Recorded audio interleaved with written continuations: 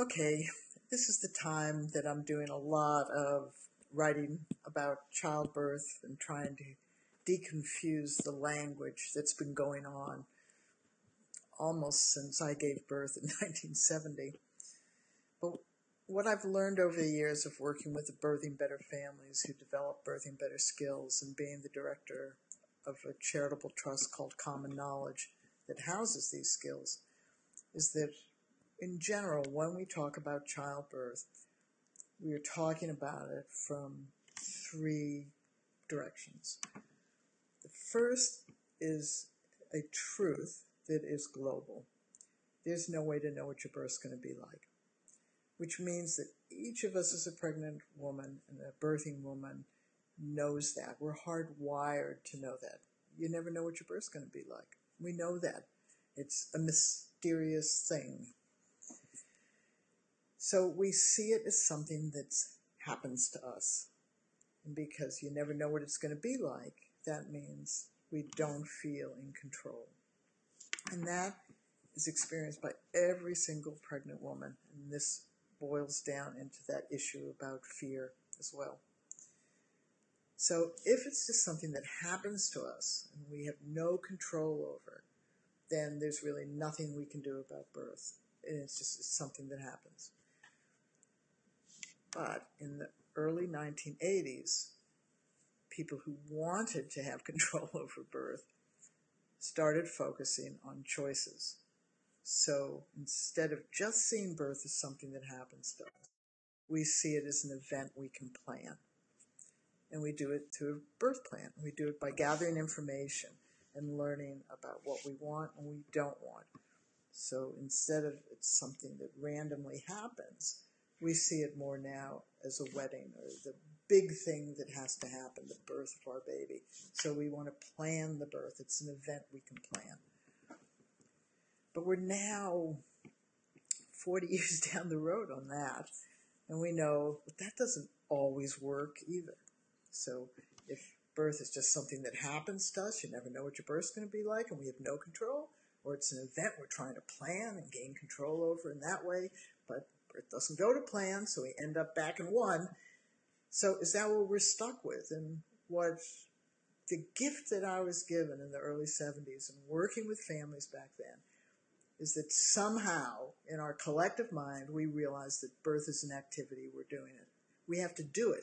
And we tell that in a birth story. My labor started at 9 p.m. My water broke at 1. I went to the hospital and my midwife came. I gave birth at 3 p.m.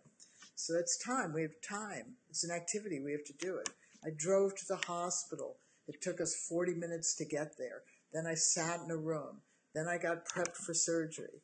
Then I lay on the table while they did stuff to me. That's time. It's an activity. We're doing it. And so what we developed as skills were the skills to fill that time because birth was an activity that we had to do. It wasn't for the goal of the type of birth or where we birthed. It was just an activity we had to do. And this is so on my mind today. It's just unbelievable because I'm doing this investigation of a New Zealand midwifery partnership manual. And what does the word partnership mean between pregnant women and midwives? What does the word normal birth mean? Just good, or does it mean horrible things? What are we talking about? So today, and the reason I got back online today, was that I absolutely need to put out to this community is that birth is seen three ways. It's either something that happens to you, which we have no control over because you never know what your birth's going to be like, or it's an event we can plan with a birth plan, but babies don't come to plan and plans change. So choices don't always unfold the way we want. Or it's an activity. And if it's an activity, and it is, then you need to be skilled. And everybody you know needs to be skilled. Do we care whether you use the Birthing Better resources? We'd like you to and consider them, but it doesn't matter. There are skills-based methods, but you need to become skilled to birth your baby. It's an activity, and use your skills. And if you find yourself being challenged or fearful, you don't like it, you have to keep using your skills. You have to just keep using skills. It's an activity. You have to do it. We all feel better as humans when we can do activities. We love being skilled. So we need to change this message around childbirth. We need to develop a new childbirth trend, which couples skills and choices, but relies on skills because choices change. They're unreliable. But skills are what we do to fill that time of birthing our baby. So it's my time to get off now. I'm going to probably end up ranting because I'm going through this manual, and we know why we are where we are now because of what we've done in the past and what we've said, and beliefs and ideas that we really need to tweak in order to become realistic around childbirth. Is that we hope women have choices. That's great. We hope her choices unfold the way she wants. Wonderful. But it's an activity. And all of us can do it in a skilled manner. It's as simple as that. It's hard work, but we can do it. So thanks for listening today. And if you have any comments, the earlier one I did today was saying, what questions do you have around childbirth? And let me do some of these live cams answering your questions. All right, so I am the director of Common Knowledge Trust. We are a New Zealand charitable trust.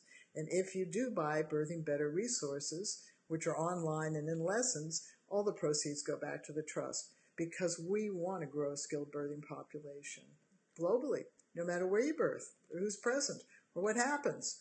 Use skills. Fill your time with skills. They work. See you later. Bye-bye.